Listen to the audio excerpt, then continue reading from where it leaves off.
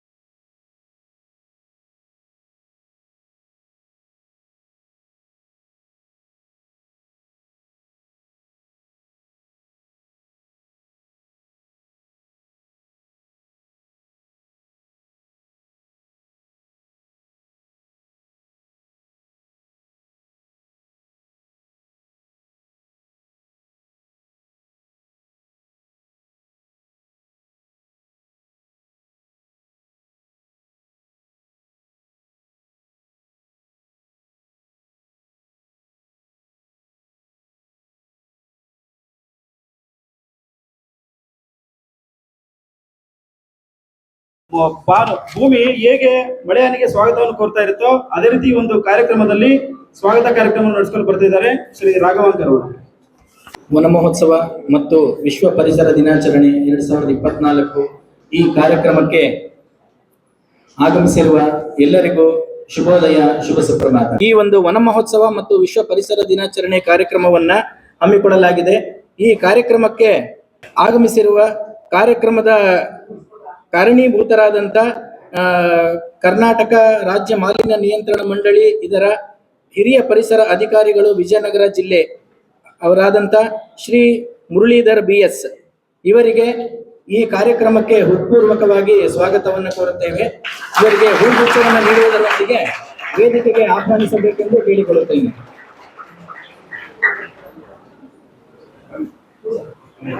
ಹಾಗೆಯೇ ಈ ಕಾರ್ಯಕ್ರಮದ ಪ್ರಾಯೋಜಕತ್ವವನ್ನು ವಹಿಸಿರ್ತಕ್ಕಂಥ SLR ಮೆಟಾಲಿಕ್ಸ್ ಲಿಮಿಟೆಡ್ ನಾರಾಯಣ ದೇವರಕೆರೆ ಇಲ್ಲಿನ ಮುಖ್ಯ ಅತಿಥಿಗಳಾಗಿ ಆಗಮಿಸಿರ್ತಕ್ಕಂಥ ಶ್ರೀಯುತ ನವೀನ್ ಕುಮಾರ್ ಉಪಾಧ್ಯಕ್ಷರು SLR ಮೆಟಾಲಿಕ್ಸ್ ಕಾರ್ಖಾನೆ, ಇವರಿಗೂ ಸಹ ಹೃತ್ಪೂರ್ವಕವಾಗಿ ಸ್ವಾಗತವನ್ನು ಕೋರ್ತೇನೆ. ಹೂಗುಚ್ಛ ನೀಡುವುದರೊಂದಿಗೆ ವೇದಿಕೆಗೆ ಬರಮಾಡ್ಕೋಬೇಕು ಅಂತ ಕೇಳ್ತೇನೆ.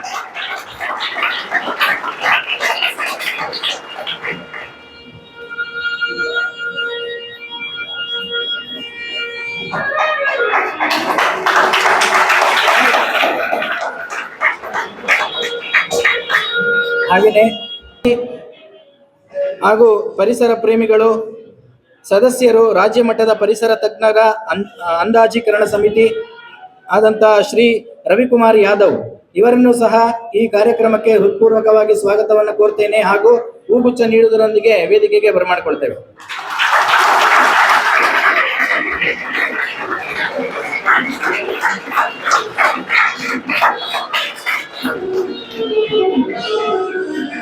ವಿಶ್ವ ಪರಿಸರ ದಿನಾಚರಣೆಯ ಶುಭಾಶಯಗಳು ಪ್ರತಿಯೊಬ್ಬರಿಗೂ. ನಮ್ಮ ಪರಿಸರದಲ್ಲಿ ಬಹಳಷ್ಟು ರಿಸೋರ್ಸಸ್ನ ನಾವು ಸರ್ ಹೇಳ್ದಂಗೆ ಹ್ಯೂಮನ್ ಪಾಪ್ಯುಲೇಷನ್ಸ್ ಬಹಳಷ್ಟು ಇನ್ಕ್ರೀಸ್ ಆಗ್ತದೆ ಪ್ರತಿ ವರ್ಷನೂ, ರೈಟ್?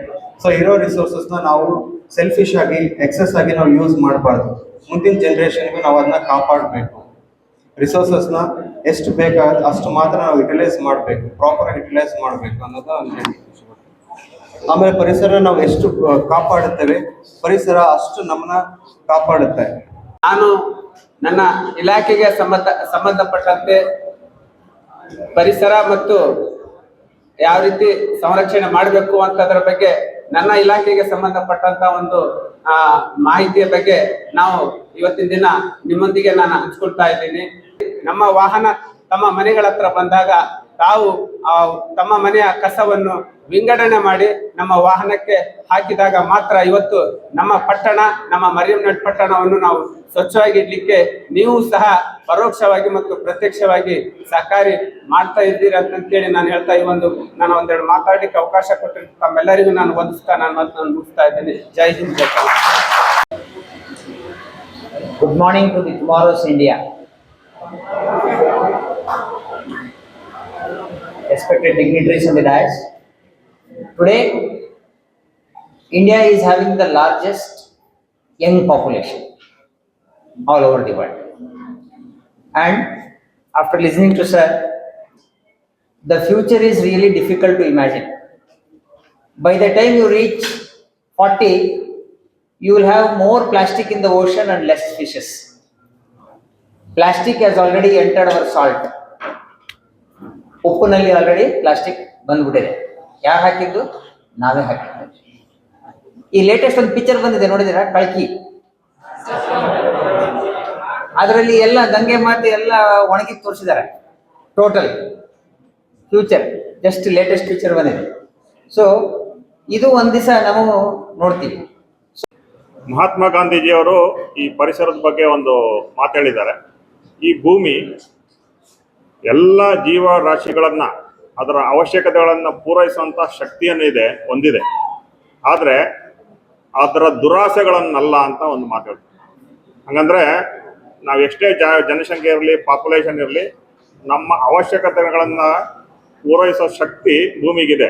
ಆದರೆ ನಮ್ಮ ದುರಾಸೆಗಳನ್ನು ಪೂರೈಸೋಕ್ಕಾಗಲ್ಲ ಅನ್ನೋದು. ಧರ್ಮೋ ರಕ್ಷತಿ ರಕ್ಷಿತಃ, ವೃಕ್ಷೋ ರಕ್ಷತಿ ರಕ್ಷಿತ. ಇವೆಲ್ಲ ಯಾಕೆ ಹೇಳ್ತಾರಪ್ಪ ಅಂದ್ರೆ ವೃಕ್ಷವನ್ನ ರಕ್ಷಣೆ ಮಾಡ್ಬೇಕಂತೆ.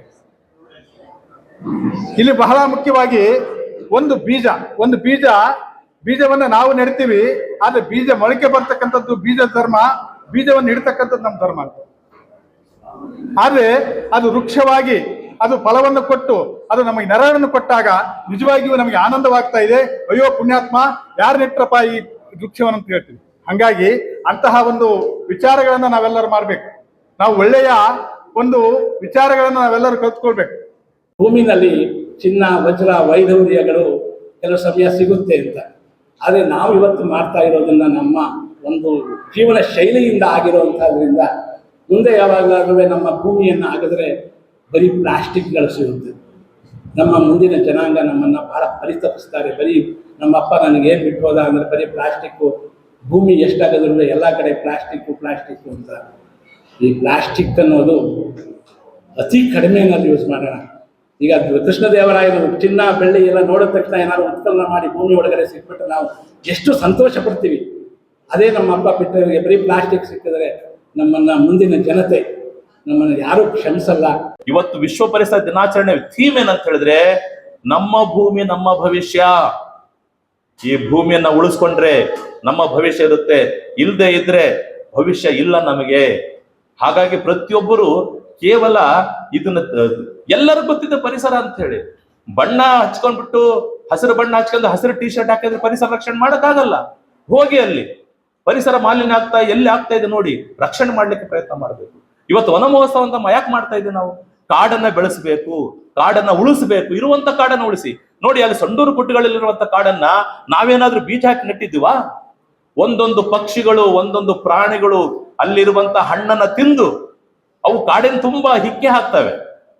ಆ ಸಗಣಿಯಲ್ಲಿದ್ದಂತ ಬೀಜ ಮೊಳಕೆ ಹೊಡೆದು ಕಾಡಾಗ್ತಾ ಇದೆ. ಇವತ್ತು ಕಾಡನ್ನ ಬೆಳೆಸ್ತಾ ಇರೋವು ಪಕ್ಷಿಗಳು ಮತ್ತು ಕಾಡು ಹಂದಿಗಳು, ಕರಡಿಗಳು, ಅವು ಸ್ಪ್ರೆಡ್ ಮಾಡ್ತಾ ಇದೆ, ಕಾಡು ಬೆಳೀತಾ ಇದೆ. ಈ ಕಾಡು ಒಂದಕ್ಕೊಂದು ಪೂರಕ. ಇವತ್ತು ಆಮ್ಲಜನಕನ ಕೊಡುವಂತ ಒಂದೇ ಒಂದು ಸಾಧನ ಯಾವ್ದಂತ ಹೇಳಿ ಒಂದು ಮರ ಗಿಡ. ಇವತ್ತು ನೋಡಿ, ಒಬ್ಬ ಮನುಷ್ಯನಿಗೆ ಆರೋಗ್ಯವಾಗಿರ್ಬೇಕಾದ್ರೆ 18 ಮರಗಳು ಬೇಕಂತೆ, ಮಿನಿಮಮ್ 18 ಮರಗಳು ಬರಬೇಕು. ಇವತ್ತು ಯಾಕೆ ಈ ಮಾತು ಹೇಳ್ತೀನಿ ಅಂತ ಹೇಳಿದ್ರೆ, ಈ ವರ್ಷದ ವನ ಮಹೋತ್ಸವದ ಒಂದು ಥೀಮ್ ಏನ್ ಗೊತ್ತಾ? ಏಕ್ ಪೌಧಾ ಮಾ ಕೆ ನಾಮ್, ತಾಯಿ ಹೆಸರಲ್ಲಿ ಒಂದು ಗಿಡನ ಹಾಕ್ತೀನಿ ಅಂತ. ನಿಮಗೆ ನಿಜವಾಗಿಯೂ ತಾಯಿ ಮೇಲೆ ಪ್ರೀತಿ ಇದ್ರೆ ದಯವಿಟ್ಟು ನಿಮ್ಮ ತೋಟದಲ್ಲೋ ಹೊಲದಲ್ಲೋ ಅಥವಾ ಗದ್ದೆಯಲ್ಲೋ ನಿಮ್ಮ ಏನು ಕಣದಲ್ಲೋ ಒಂದು ಗಿಡ ಬೆಳೆಸ್ರಿ, ಉಳಿಸ್ರಿ ಅದನ್ನು ಸಾಕು.